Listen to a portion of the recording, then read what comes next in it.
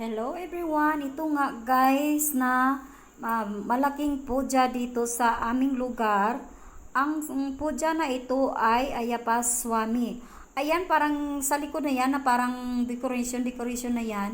Yan po ang ginawa nila na parang temple.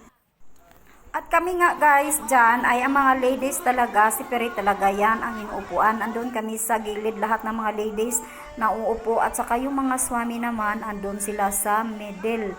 So hindi kami pwedeng makipaghalubilo sa mga swami na yan. So hanggang tingin lang kami at saka kung nai-enjoy din sila, enjoy din kami.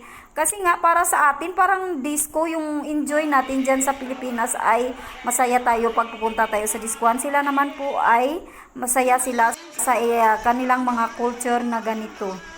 So guys, hanggang dito na lang muna ang video natin. Thank you for watching to all of you. Bye!